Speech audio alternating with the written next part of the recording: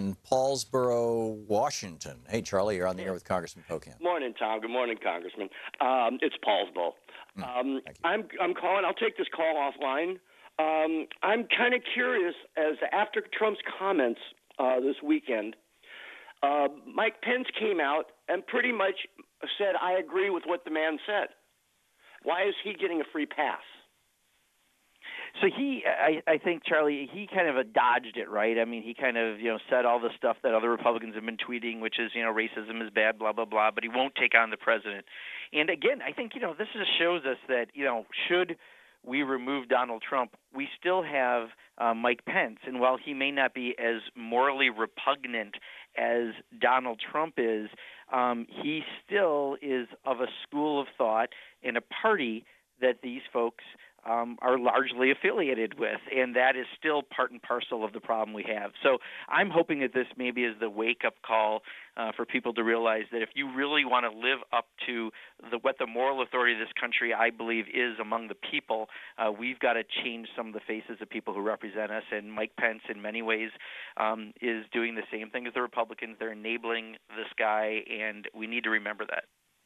Hi, this is Ellen, and thanks, Tom, for taking my call. I'm very concerned about what's going to happen when Trump finally gets removed.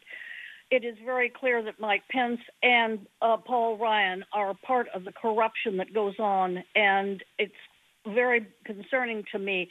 I'd like to ask Congressman Pocan, what can we do to address the actual corruption that's going on in the Republican Party, and how can we bring this to light so that when Trump steps down, we don't have more of the same, because I'm more concerned about Pence and Ryan than I am about anything.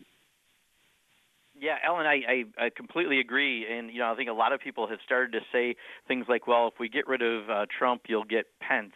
And trust me, that's not a great prospect. He's very, very conservative, and he's not as erratic as Donald Trump is. However, Donald Trump, because of that erratic nature, is part of what makes him so very dangerous. And if he's done something illegal, you're probably going to have impeachment.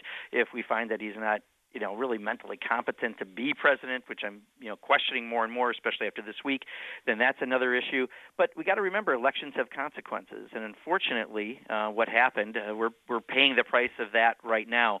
What we need to do, I think, is make sure that we're, holding people accountable. And if we don't like what they're proposing, we don't want them privatizing Social Security, which they're proposing, or voucherizing Medicare, which would be a cut to people who are receiving that, then you can change the faces of the people who represent you. And we just have to take politics on not as a spectator sport, and just be as active as possible so that next year we can make some real changes. But, let's keep the pressure on. Let's try to hold them accountable. They have to be responsive to their constituents.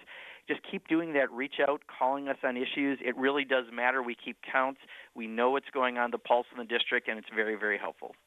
Yes, I would like to comment on how everybody's attacking Trump, because David Duke said he was glad that he had his back. And everybody's bringing up that we thought we defeated the Nazis in Germany and that we shouldn't have to put up with this today.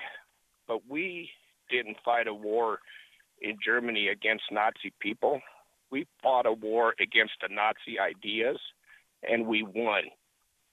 But the Nazi ideas are always going to be in a small minority of people. And an American idea is that we got freedom of speech. And Donald Trump is defending these people not because they're Nazis. He said he disagrees with the neo-Nazi beliefs. He is defending them to say what they want to say because they are American citizens protected by the First Amendment.